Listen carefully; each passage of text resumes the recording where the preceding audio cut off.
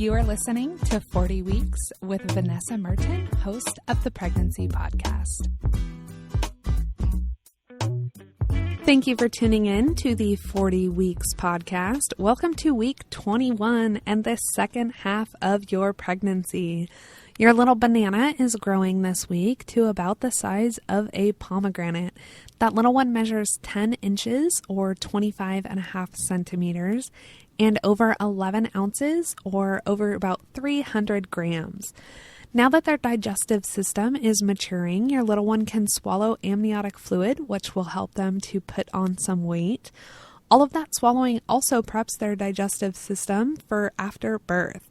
This week, taste buds have also developed on their tongue. The taste of your amniotic fluid will differ from day to day depending on what you eat.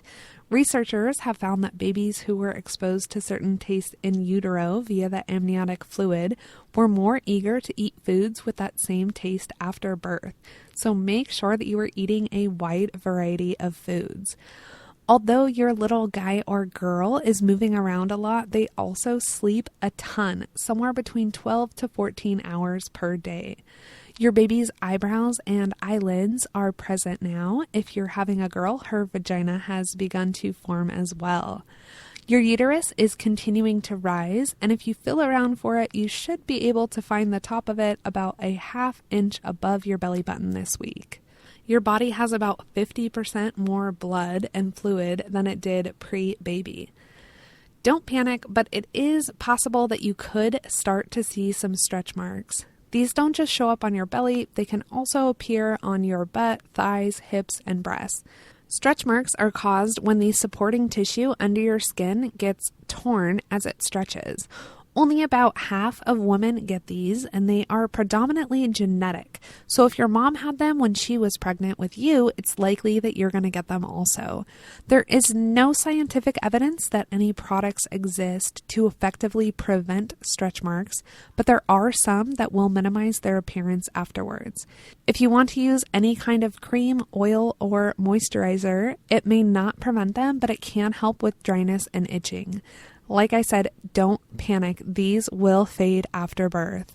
For more information on stretch marks and some other changes you may see during this trimester, check out the second trimester episode of the Pregnancy Podcast.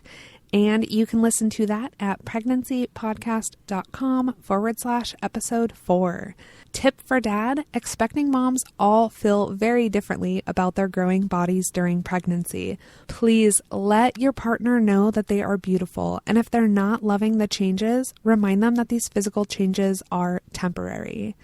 Thank you for tuning in. Show notes for this episode can be found at pregnancypodcast.com/week 21.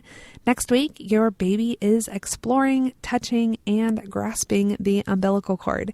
And until then, I wish you the very best on your pregnancy journey.